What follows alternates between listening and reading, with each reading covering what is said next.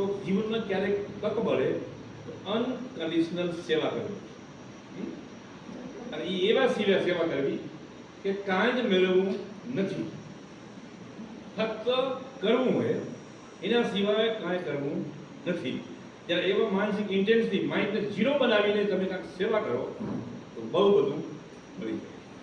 અને એ પાછું ઓટો અપડેટિંગમાં આવી જાય, તમારી સિસ્ટમમાં ઓટો અપડેટિંગમાં સાથે જોઈન્ટ થઈ જાય અને એમાંથી ઘણું બધું બની જાય. અને જો એક આ અટકળ શીખવાની છે અને એ અટકળ જો આવડી ગઈ તો બેલો પાસ થઈ જાય. પણ પોતાનો પેલો સ્ટેટ ઓફ માઇન્ડને ક્રિએટ કરવાનું છે કે હું જે કાંઈ કરવા જાઉં છું એમાંથી મને કાંઈ મેળવવું છે નહીં, નથી મેળવવું. ખાલી ત્યાં જોવું હોય કે વોટ હેપન, શું થઈ રહ્યું છે,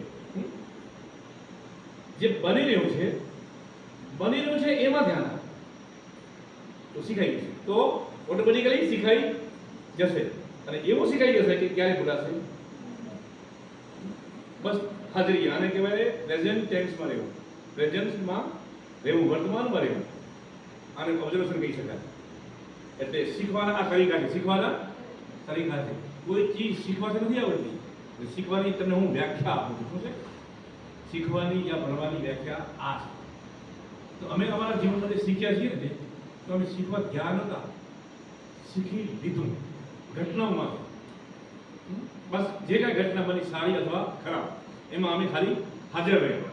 એ ઘટનામાં જેવા હાજર રહ્યા એ ઘટનાએ અમને કાંક ને કાંક શીખવાડી દીધું. અમને શીખવું હતું કે શીખવું નહોતું, પણ શીખવાડી દીધું. આ